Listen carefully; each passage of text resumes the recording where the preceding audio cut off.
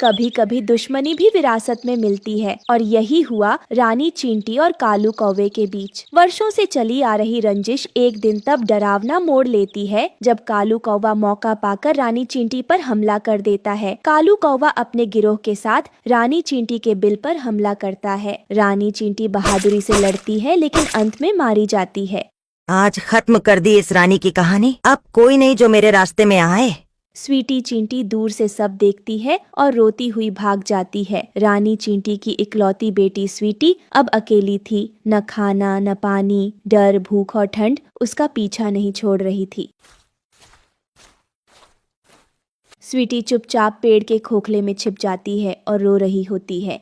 माँ, आप मुझे छोड़कर क्यों चली गईं? आपने तो कहा था कि जब तक आप हैं मुझे कुछ नहीं होगा। फिर क्यों चली गईं मुझे अकेला छोड़कर? अब मैं किसके पास जाऊँ? किससे माँ कहूँ? कौन मुझे अपने छोटे हाथों में उठाकर सुलाएगा? कौन कहेगा कि सब ठीक हो जाएगा? ये जंगल तो मुझे निगल जाना चाहता है माँ। मुझे बहुत डर लग रहा है। वहीं दूसरी तरफ वो छोटी चींटी अभी जिंदा है।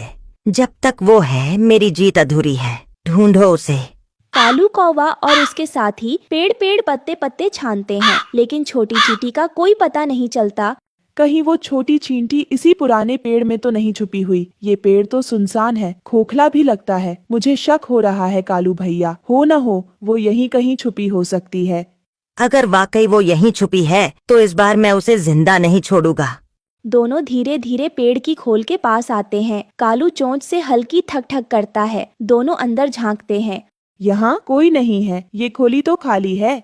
कालू कौवा झुंझलाते हुए जोर से चोंच मारते हुए पेड़ की छाल पर कहता है, धत तेरी की, फिर से हाथ से फिसल गई। इतनी छोटी होकर भी बार बार बच निकलती है। लगता है हमें हर कोना छानना पड़ेगा। वो ज्यादा दूर नहीं गई होगी।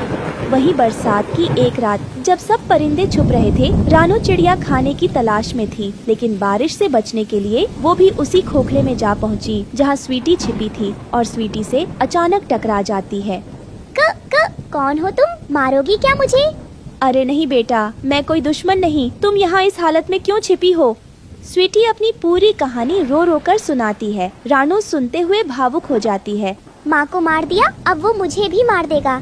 तुम अब अकेली नहीं हो बेटा। जब तक मैं जिंदा हूँ कोई तुम्हें छू भी नहीं सकता। कभी कभी खून से नहीं दिल से रिश्ते बनते हैं। रानो ने उसी पल एक माँ की तरह उसका हाथ थाम लिया। हमें यहाँ नहीं रहना चाहिए। कालू को पता चल गया तो खतरा है। हम एक सुरक्षित जगह चलते हैं, गुफा के पास, जहाँ मेरा पुराना घोंसला है। मुझे डर लग रहा है। डर से लड़ने का वक्त आ गया है मेरी बच्ची। हम छुपेंगे नहीं, लड़ेंगे तुम्हारी माँ की तरह। ये कहकर रानो चिड़िया स्वीटी चींटी को गुफा के पास ले जाती है। वहीं कालू कौवा उन्हें गुफा के पास ढूंढ लेता है। छुप जा जितना छुप सकती है छोटी चींटी, लेकिन आज तू नहीं बचेगी। रानो, तू बीच में मत आ, वरना तेरे पंख भी नोच दूंगा। रानो स्वीटी को अपने पंखों में छुपाए खड़ी होती है, लेकिन कांप रही होती है। इतने में कई पक्षी, तोते, कबूतर, बुलबुल, मैना वहाँ पहुँचते हैं और रानो के आगे खड़े हो जाते हैं। रानू अकेली नहीं है। अब अगर तूने उस बच्ची की ओर देखा भी तो ये पूरा जंगल तुझे जवाब देगा। ये सुनकर कालू हंसता है, लेकिन तभी जमीन हल्की सी कांपती है और गुफा की ओर से एक भारी आवाज आती है। काफी हो गया कालू। एक विशाल और तेज चाल वाला शेर पेड़ों के बीच से निकल कर आता है। सारे पक्षी थोड़ा पीछे हटते हैं। शेर रानो और स्वीटी के सामने खड़ा हो जाता है। ये जंगल डर और लालच से नहीं, प्रेम और सहारे से चलता है। राणो ने उस नन्ही जान को बचाया, अब मैं राणो को बचाऊंगा। अगर अब किसी ने इस बच्ची की तरफ देखा भी तो वो मेरे पंजे से नहीं बचेगा। कालू कौवा की आंखें फैल जाती हैं। वो हड़बड़ाकर पीछे हटता है। ठीक है, लेकिन ये बात यहीं खत्म नहीं हुई। और ये बात कहकर वो उड़कर दूर चला जाता है। गोरी कौवी उसके पीछे उड़ जाती है। स्वीटी चिटी राणो से लिपट जाती है और शेर मुस्कुराकर उनकी ओर देखता है। अब तुम दोनों सुरक्षित हो। इस जंगल में जब भी कोई बच्चा अकेला पड़े मैं वहाँ रहूंगा। आपका बहुत बहुत शुक्रिया शेर महाराज। अगर आज आप यहाँ नहीं आते तो बेचारी मासूम चींटी उस दुष्ट कालू कौवे का शिकार बन जाती। स्वीटी बेटा, तुम परेशान मत हो। अब तुम्हारे साथ तुम्हारी रानो माँ है जो हमेशा तुम्हारा साथ देगी, हर मुश्किल से बचाएगी।